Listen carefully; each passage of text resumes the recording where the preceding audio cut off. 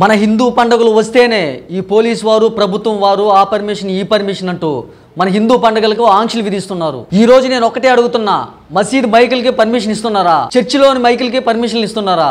అలాల్ సెంటర్లకు పర్మిషన్లు ఇస్తున్నారా? మరి ఒక్క వినాయక చవితి వస్తే మాత్రం మండపం కట్టుకోవాలంటే పర్మిషన్, సౌండ్ డీజే బాక్సులు పెట్టుకోవాలంటే పర్మిషన్, కరెంట్కి పర్మిషన్, వేరే ఎవరికి లేని పర్మిషన్లు ఒక్క మా హిందూ పండగలకే ఎందుకు? మా హిందువులు మౌనంగా ఉన్నారనే? నేను ఇప్పుడు చూపిస్తా ఎన్ని మసీద్ మైకులకి పర్మిషన్ లేవో, ఎన్ని చర్చిల మైకులకి పర్మిషన్ లేవో.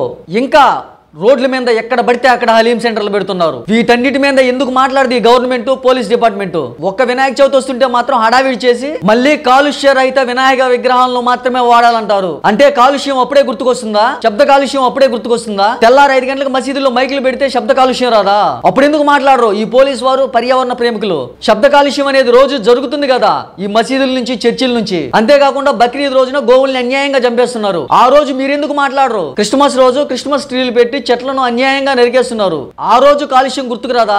ఒక వినాయక చవితి వస్తే మాత్రం వినాయక విగ్రహాలని కాలుష్య రహితం చేయాలి, మట్టి వినాయక విగ్రహాలే వాడాలని నీతులు చెప్తారు. ఈ నీతులు చెప్పేవారు అప్పుడు ఎందుకు చెప్పరు? అప్పుడు ఎందుకు మాట్లాడరు? అంటే వీళ్ళ టార్గెట్ మన హిందూ పండగలే. హిందువులారా, మనం మౌనంగా ఉన్నంత కాలం మన హిందూ మతం మీద దాడి జరుగుతూనే ఉంటుంది.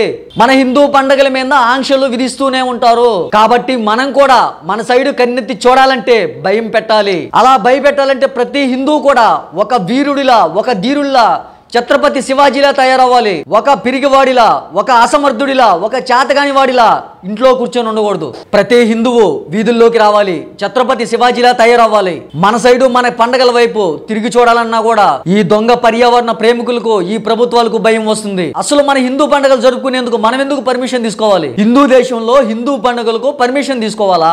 మన హిందూ దేశంలో ఇతర మతస్థులకు మాత్రం పర్మిషన్ లేదా? ఇది ఎక్కడ న్యాయం? హిందువులారా, ఇప్పటికైనా మేల్కోండి, మన హిందూ ధర్మాన్ని కాపాడుకుందాం. ఓం నమో వెంకటేశాయ.